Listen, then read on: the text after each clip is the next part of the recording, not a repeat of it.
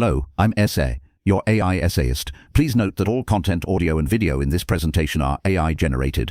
As AI can sometimes produce inaccuracies, I encourage you to verify any factual information presented. With that in mind, let's begin. The year was 1988. James Hansen, at the Goddard Institute for Space Studies, presented a seminal paper, Global Climate Changes, as forecast by Goddard Institute for Space Studies' three-dimensional model. This work, a milestone in climate science, sought to project the planet's future thermal trajectory, a pursuit fraught with complexities and uncertainties. This essay endeavours to offer a rigorous, section-by-section examination of Hansen's claims, analysing their internal coherence, scrutinising the evidence presented, and weighing the methodology employed. The aim is to dissect this foundational document, to understand its arguments in detail, and to draw conclusions regarding their validity and lasting significance. The focus remains resolutely fixed on Hansen's own words and the logic underpinning his assertions. Section 1: Introduction and Overview of the Model. Hansen's introduction immediately establishes the paper's central thesis that the Earth's climate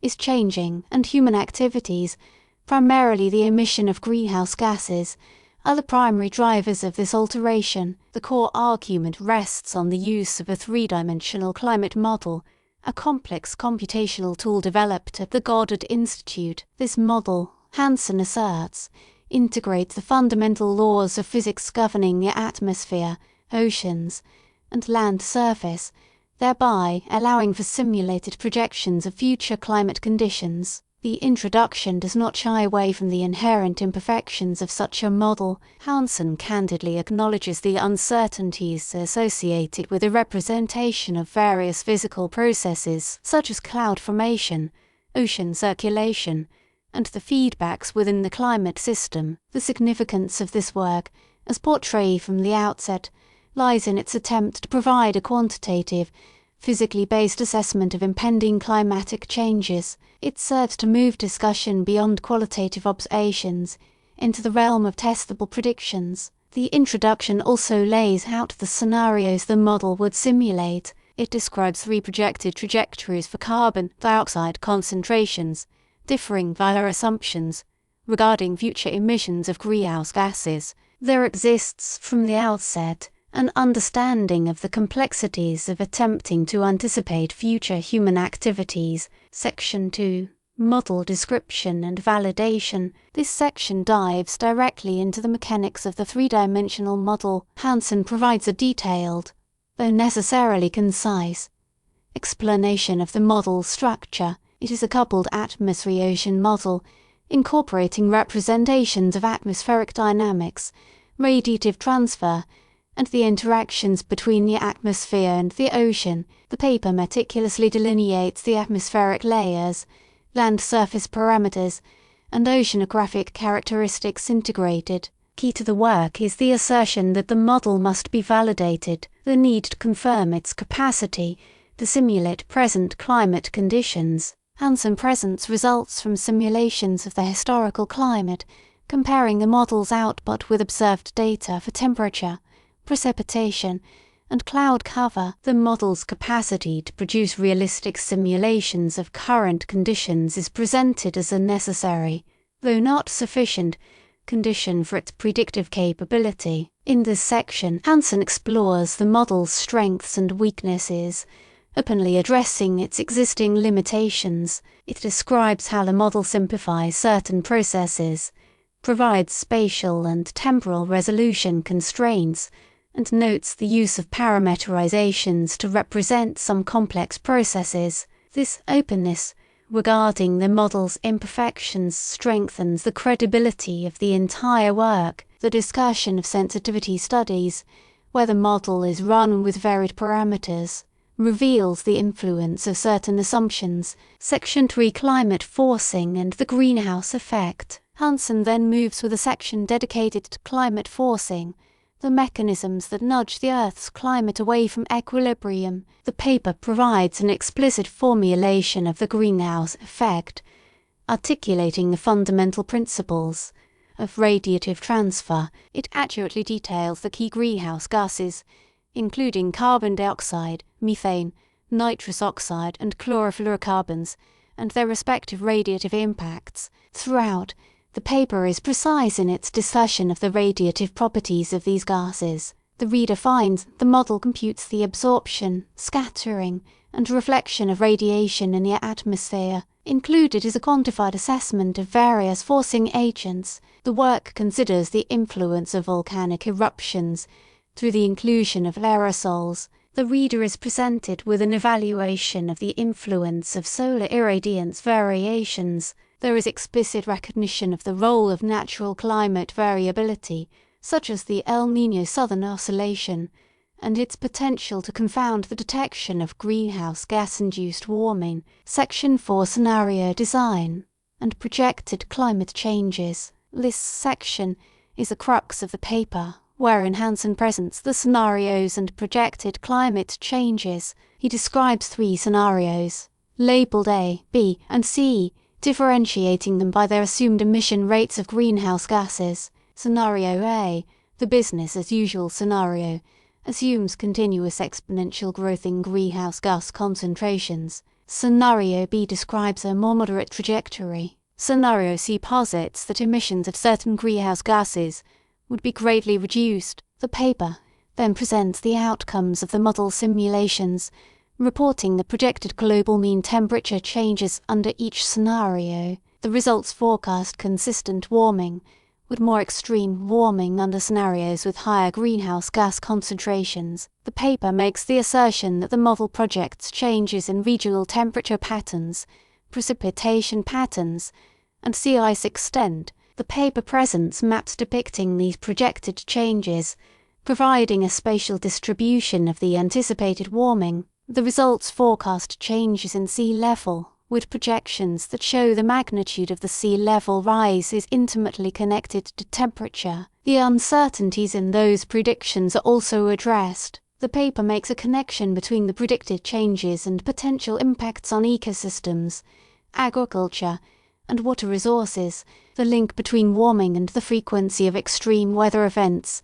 such as heat waves and droughts, is also addressed. The paper's argument rests on the projected global scale changes as well as the regional manifestations. Section 5 Comparison with Observations and Detection of Climate Change. Hansen presents in a dedicated section the comparison of the model's projections with actual observations, allowing examination of its reliability. The core argument is that, at the time of the paper's writing, the observed global temperature was already on the rise, consistent with the model's projections under the various scenarios. Hansen acknowledges the inherent difficulties in distinguishing between a climate signal induced by greenhouse gases and natural climate variability. He argues that the observed warming trend could not be attributed to natural variations alone, asserting that a significant part of the temperature changes could only be understood through the impact of human activities. The paper discusses the statistical techniques used to detect a climate signal. Specific emphasis is placed on the use of the signal-to-noise ratio, a measure of the strength of the climate signal relative to the background noise of natural variability. The section takes into consideration the sensitivity of temperature measurements. The paper discusses data quality, sources of error, and the steps taken to mitigate those errors. Hansen discusses the challenge of detecting regional climate changes, noting that the signal-to-noise ratio may vary significantly from one region to another. The paper provides examples of observed changes in specific regions, such as the Arctic, where the observed warming was pronounced. Section 6 Discussion and Conclusions. The concluding section begins with a summary of the principal findings, restating the central claim that the planet faces substantial climate changes attributable to human activities. Hansen discusses the implications of these findings for future research and policy responses. He stresses the need for improved observations,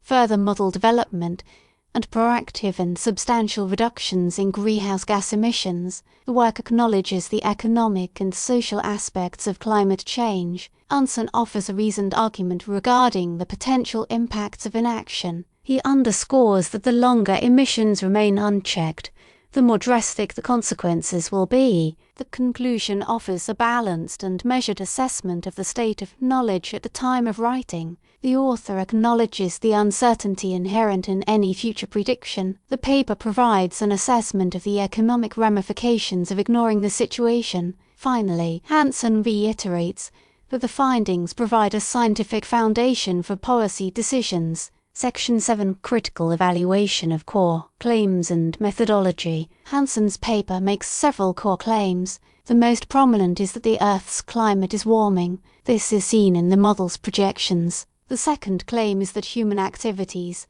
chiefly the emission of greenhouse gases, are the dominant drivers of this warming. The third claim, which flows from the first two, is that significant climate changes, including regional temperature alterations, variations in precipitation patterns, and a rise in sea level, are very likely to occur in the years and decades ahead and, perhaps, are already under. The validity of these claims hinges on the accuracy of the model and the soundness of the methods employed. The model, in the context of 1988, represented a considerable achievement. It correctly incorporated the well-established laws of physics, but it also had limitations. The paper clearly states these limitations, acknowledging that the model simplifies complex processes and relies on approximations in various areas. The model's ability to reproduce the present climate is a critical element. However, a model's capacity to simulate the past is not a guarantee of its predicted accuracy.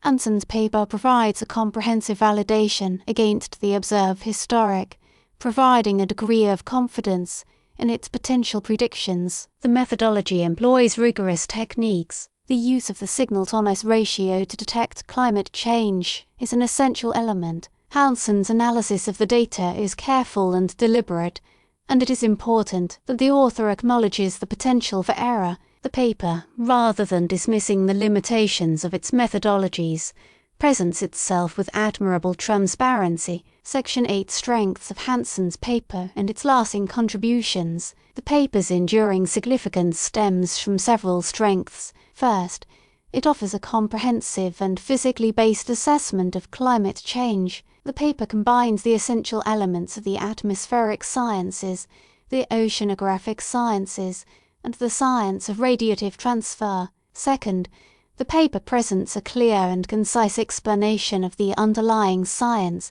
making it accessible to both scientists and non-scientists. The paper presents the complexities of climate change without oversimplification. Third, the paper makes an explicit connection between the projected climate changes and potential impacts, such as sea level rise. Fourth, the paper offers valuable insight into the role of human activities in altering the climate, laying the groundwork for subsequent research. This work established the baseline upon which subsequent climate models were built. Hansen and his colleagues created a tool that made climate predictions. Fifth, the paper makes a powerful case for the importance of earlier action to mitigate climate change. The conclusions are clear and compelling. Section 9 Limitations and Areas for Further Inquiry. Despite its contributions, the paper also has limitations. The model, as with all models, contains simplifications and approximations.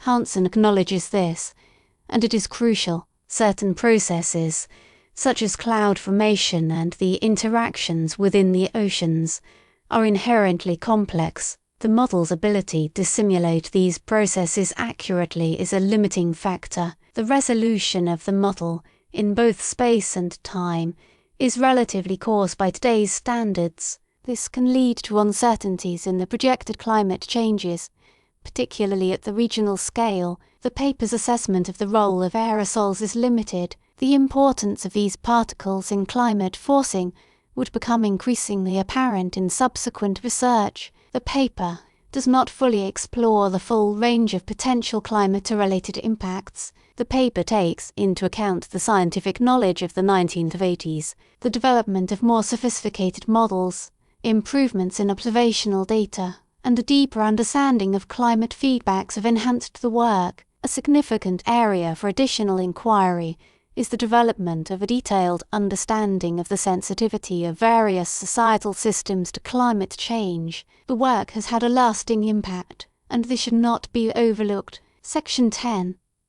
The paper's reception and subsequent developments. The publication of Hansen's paper in 1988 generated both attention and controversy. The paper's findings, particularly the forceful assertion that the Earth was warming and that human activities were to blame, garnered the attention of scientists, policymakers, and the general public. The attention was not always favourable. Hansen became a target of criticism, particularly from groups that sought to downplay the significance of climate change or to cast doubt on the scientific consensus. The model was improved with added capabilities. The paper spurred further research. The subsequent development of climate models has built upon the work presented by Hansen. The advancements in computing power have enabled the development of more sophisticated models. The work prompted new observational campaigns designed to gather additional data about the Earth's climate. The scientific community has greatly expanded upon this work. The initial paper has fostered a greater understanding of the dynamics of our planet. Hansen has remained a prominent figure in climate science, continuing to articulate a forceful and reasoned case for climate action. His work has shaped the trajectory of climate science. Conclusion. James Hansen's 1988 paper represents a landmark achievement in climate science. The work presents a robust, physically based assessment of the human influence on the Earth's climate. The paper's introduction of a three-dimensional model allowed projections of future climate scenarios. The model, though limited by the technology of the time, integrated the fundamental laws of physics and offered a window into the future. Hansen and his colleagues provided a detailed description of the model and its limitations. The methodology employed, particularly the use of climate forcing and scenarios, allowed for a clear identification of the changes. The work's greatest strength lies in its presentation of the science. The paper is a testament to Hansen's scientific rigor and his facility with making the complex understandable. The paper's lasting impact is seen in its contribution to the scientific consensus and its role in motivating the policy response. The work of Hansen and other scientists prompted the world to begin to address, with increasing urgency, one of the central challenges of the 21st century. Though further inquiry and refinement are always required, James Hansen's work stands as a testament to the power of science to illuminate the human condition and guide us toward a better future. We really appreciate you tuning into this AI-powered presentation. Our goal is to push the boundaries of AI in content creation, and your input is invaluable. If there's a particular subject you'd like to see us tackle next, or if you have suggestions on how we could fine-tune our AI's creative prompts, please don't hesitate to leave your ideas in the comments section. We're excited to bring you more unique content very soon.